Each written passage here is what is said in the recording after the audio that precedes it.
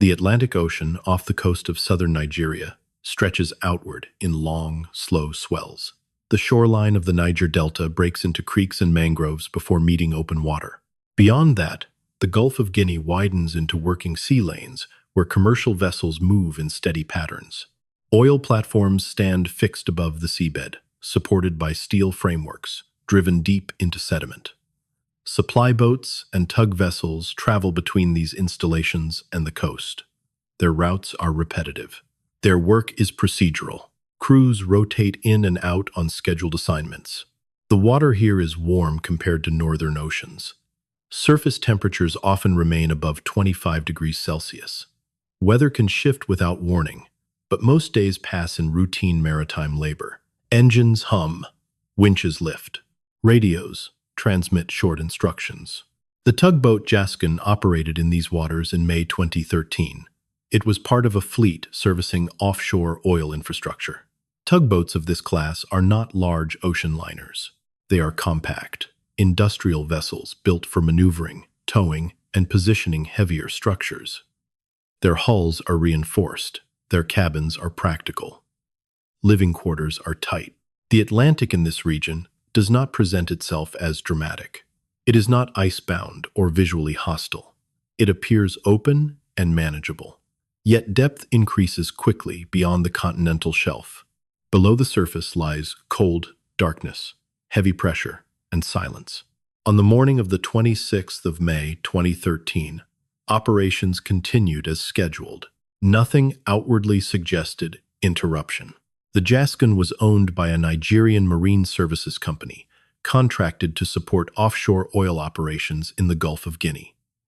Its role was functional. It towed equipment, stabilized floating structures, and assisted in positioning pipelines and platforms. The vessel was not designed for long transoceanic travel. It operated close to fixed installations, often returning to port between assignments. The crew on board reflected the structure of the regional maritime workforce. Most were Nigerian nationals, with experience in coastal and offshore labor. Their training levels varied by role. Some held formal maritime certifications. Others had learned through repeated contracts and time at sea. The hierarchy was clear. Officers handled navigation and operations. Ratings carried out mechanical, deck, and service duties. Among them was Harrison O'Keene. He was employed as the ship's cook. His responsibilities were contained within the galley and adjacent storage areas. He prepared meals for the crew, managed provisions, and maintained the kitchen space.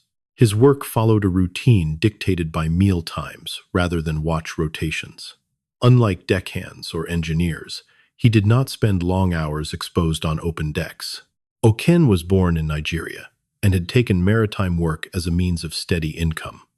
Offshore contracts offered higher pay than shore-based labor. The work was repetitive but reliable. Long stretches away from land were balanced by periods at home between jobs. For many workers in the region, this pattern was familiar. The Jaskin carried a full crew complement at the time of the incident. Living conditions were compact. Cabins were shared. Corridors were narrow. Movement through the vessel required familiarity with its layout. Emergency procedures were posted, but drills were infrequent compared to larger international shipping operations. On the 25th of May 2013, the tugboat was positioned near an offshore oil platform. Weather conditions were considered acceptable for continued operations. There were no recorded distress signals or reports of mechanical failure prior to the incident. The crew followed standard routines. Meals were prepared. Equipment checks were conducted. Navigation remained stable. As cook, O'Keene's day was structured around preparation and cleanup. The galley was located below deck, closer to the interior of the vessel. It was a confined space, insulated from external views of the sea. Sound traveled differently there. Engine vibrations were constant. The motion of the vessel was felt through the floor rather than seen. The crew had no indication that this assignment would differ from previous ones. The vessel was not engaged in an emergency maneuver. It was not attempting a high-risk operation. There was no evacuation order in place. No warnings were issued. The Jaskin remained afloat, operational and routine. Within hours, that condition would change permanently. In the early hours of the 26th of May 2013, the sea state began to shift. Weather in the Gulf of Guinea can change with little transition. Swells build without dramatic warning. Surface conditions may appear manageable until a single formation rises beyond the pattern. The Jaskin was operating near an offshore platform when a sudden wave struck the vessel broadside. Later reporting described it as a powerful swell rather than a named storm. There was no advance evacuation. No distress call was completed. The force of the water destabilized the tugboat. Tug vessels are built with strong hulls, but they have high superstructures relative to their size. When a wave strikes at the wrong angle, stability can be lost quickly. The impact rolled the vessel. Within moments, the tugboat overturned. Equipment broke loose. Interior compartments shifted violently. Lights failed as electrical systems flooded. Water forced its way through openings and ventilation routes. The inversion happened rapidly. Those on deck were thrown into open water. Those below deck experienced immediate disorientation as floors became ceilings. Harrison O'Kenne was in a restroom when the vessel began to turn. The motion was abrupt. Fixtures tore away. Water entered the compartment. He later stated that he moved through the interior by instinct, searching for an area not yet fully submerged. The tugboat did not sink immediately to the seabed. It drifted inverted for a period before descending. Air trapped within sections of the hull prevented instant flooding of every compartment. But as the vessel settled, water pressure increased. Darkness replaced any remaining light. Crew members who had been unable to escape were now inside an overturned structure taking on water. The seafloor beneath that stretch of ocean lay approximately 30 meters below the surface. When the Jascon finally came to rest, it did so upside down. Above the wreck, the Atlantic resumed its surface rhythm. Below, movement stopped. The point of no return had already passed. When the Jascon settled on the seabed, it did so inverted, its hull resting against the ocean floor at a depth of approximately 30 meters. The descent was not violent in the way of an explosion or collision. It was heavy and final. Steel met sediment. The motion ceased. Inside the hull, sections remained partially sealed by trapped air.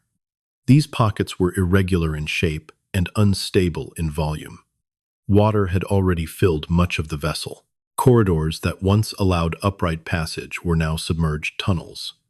The interior was dark. Electrical systems had failed during the capsize. There was no artificial light. Harrison O'Kenne had moved through rising water during the inversion. He later described navigating by touch, following walls and door frames as gravity reversed his sense of direction. In an overturned vessel, orientation becomes unreliable. What had been overhead was now beneath him. What had been floor space became a sloping ceiling. He located a compartment where water had not yet fully displaced the air. The space was small. The ceiling, formerly the floor, angled unevenly. The air pocket was not dry. Water occupied much of the volume, leaving a limited column of breathable space above it. The temperature inside was determined by the surrounding ocean. At that depth, water temperatures were cooler than the surface, but not near freezing. Prolonged exposure still posed risk. The first condition he faced was shock. Capsizing introduces immediate physiological stress, rapid breathing, confusion, elevated heart rate. In confined space underwater, panic accelerates oxygen consumption. The trapped air was finite. Each breath altered its composition. There were no external sounds beyond muted pressure against the hull. The ocean at 30 meters absorbed surface noise. Inside the wreck, movement was restricted. Debris floated or shifted in slow motion within the water. The air pocket did not extend across the entire compartment.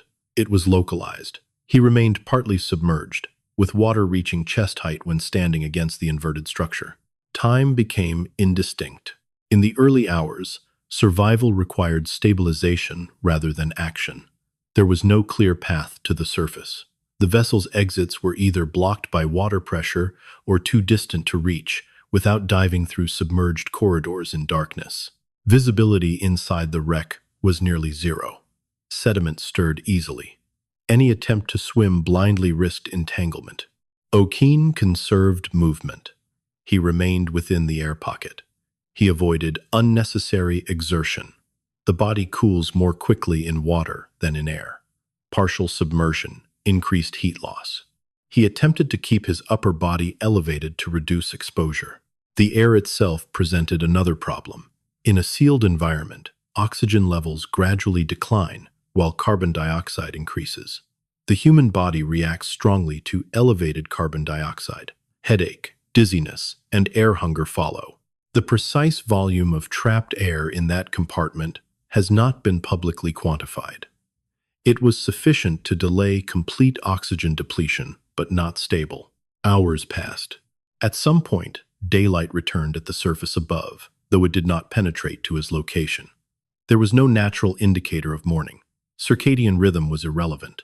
Survival depended on patience. He later reported locating a flashlight within the wreck. The device functioned intermittently. Battery life in such conditions is uncertain. Light allowed limited inspection of the compartment, but did not extend far into flooded sections. The beam reflected off suspended particles, reducing range. Food was minimal. As the ship's cook, he had access to provisions before the capsize, but once submerged, those supplies were largely inaccessible. He reportedly found a bottle of soda within reach. Liquid intake delayed dehydration, but did not address long-term needs. The most immediate threat remained air quality. He limited speech. He limited movement. He attempted controlled breathing. The body's instinct under confinement is to test boundaries, to search for exit points. In this case, exploration meant diving into black water within a metal structure lying upside down on the ocean floor. He did not attempt a full escape through submerged passages during those initial hours. Above the wreck, response procedures began. The capsizing had been observed at the surface. Rescue coordination focused first on personnel thrown into open water. The inverted hull remained visible before sinking fully. Once submerged, recovery shifted toward locating survivors and bodies. Divers would eventually be dispatched. Inside, Okene remained alone. As hours extended into a full day, physical strain accumulated. Prolonged standing in water increases fatigue. Muscles stiffen. Skin softens with immersion. The air pocket's size likely changed slightly as internal pressure equalized and minor leaks allowed gradual seepage. Any reduction in air volume increased stress. Psychological endurance became central. Confined survival events often produce alternating phases of alertness and detachment. Without external stimuli, the mind narrows focus to immediate sensory input: breath, temperature, sound. There were no visible crew members within his air pocket. Other compartments of the vessel had filled entirely. Some crew had escaped during the initial capsize. Others had not. He remained in darkness for extended intervals. The human body can survive without food for days, but oxygen availability governs minutes and hours. At 30 meters depth, external water pressure measured roughly 4 atmospheres absolute. The trapped air within the hull would have compressed during descent, reducing its original surface volume. This compression partially explains why a relatively small pocket could sustain limited breathing space while the vessel rested on the seabed. At some point during the second day, he heard faint external noises. These were not clear voices, but impacts against the hull. Rescue teams had located the wreck. Divers initiated recovery operations, expecting fatalities rather than survivors. Standard maritime procedure in such cases prioritizes retrieval. He could not know the timeline above him. Sound transmission underwater differs from air. Vibrations travel through metal effectively. The hull carried dull thuds and scraping movements. He struck surfaces in response, attempting to signal. Energy conservation conflicted with signaling effort. Striking metal required force. Each movement increased respiration. The balance between being heard and preserving oxygen was narrow. Hours continued. Exposure to cold water over prolonged duration can lead to hypothermia, even in moderate temperatures. Shivering increases metabolic demand and oxygen use. He attempted to remain as still as possible, reducing heat loss by minimizing contact area. During this period, he likely experienced progressive dehydration, limited access to freshwater compounds, physical weakness. The bottle of soda he located provided temporary relief but not sustained hydration. Carbon dioxide accumulation would have altered air quality perceptibly. High concentrations cause a sensation of suffocation even when oxygen remains present. The body responds with deeper, faster breaths, which in turn accelerate oxygen depletion. Maintaining controlled breathing under such conditions requires deliberate effort. Time inside the air pocket eventually exceeded 24 hours. The surface response transitioned into organized diving operations.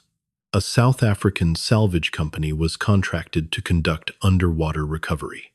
Divers descended to the wreck with the expectation of retrieving bodies.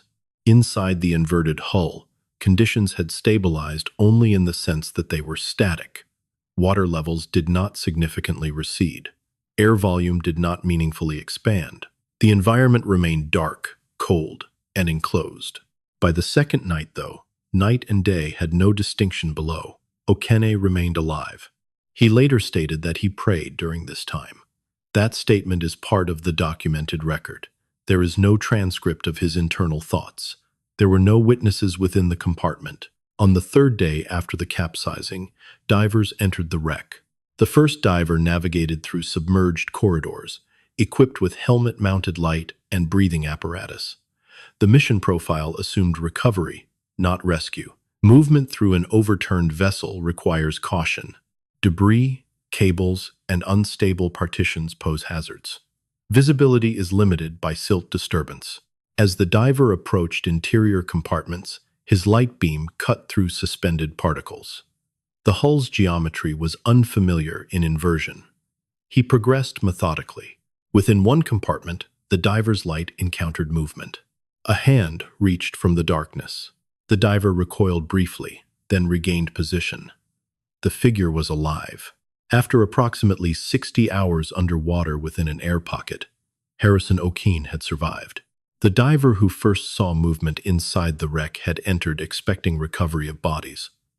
The operation had already located several deceased crew members within flooded compartments. Standard maritime assessment after a capsizing of that duration did not anticipate survivors. The interior of the inverted Jascon had become a submerged structure. Furniture, equipment, and personal effects rested against ceilings that had once been floors. In adjacent compartments, crew members, who had been unable to escape during the capsize, were found where water had filled completely. Their bodies remained suspended or lodged within confined spaces.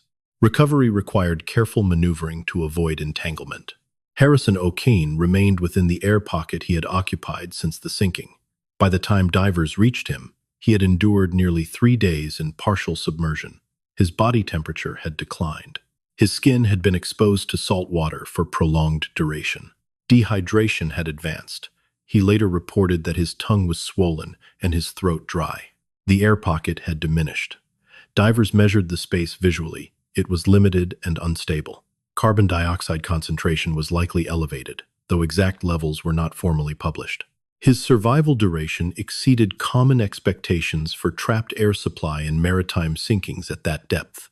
Outside the hull, recovery teams continued systematic retrieval of the deceased. 11 crew members were confirmed dead. The event had shifted from rescue to salvage within hours of the capsizing. Insurance procedures, corporate investigation, and maritime reporting processes were already underway. Inside the wreck, time had narrowed to immediate extraction. Okene's physical state restricted rapid movement. He had limited strength and had been immersed in water for most of the period. Divers needed to transition him from the air pocket into open water while managing ascent risks. At 30 meters depth, decompression becomes medically relevant. A direct ascent without staged decompression can cause nitrogen bubbles to form in the bloodstream, leading to decompression sickness. Because he had been breathing compressed air within a high-pressure environment, his body had absorbed nitrogen consistent with depth exposure. Divers fitted him with a spare breathing apparatus and guided him through submerged corridors toward the exit.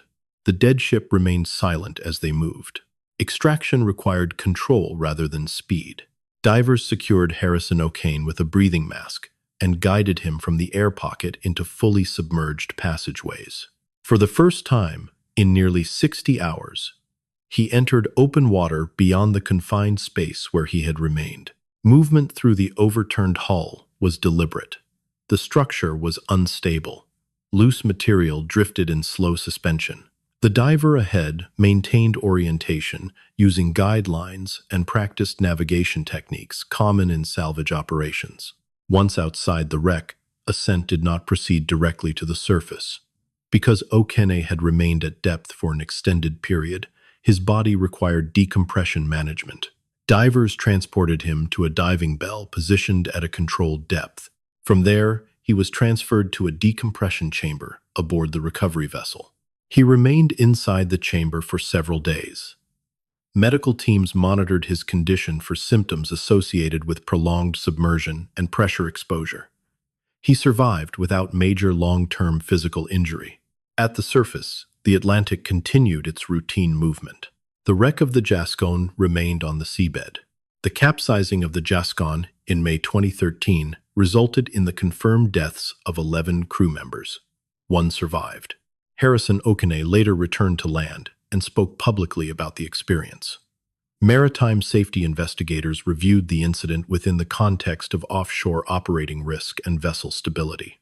The event became a documented case study in survival under pressure and confined air entrapment. The wreck remained beneath the Gulf of Guinea for a period before further salvage operations. Survival in such conditions was not the product of strength or defiance. It was a convergence of air volume, depth, timing, and restraint. Below the surface, the ocean preserves its silence. Above it, routine resumes.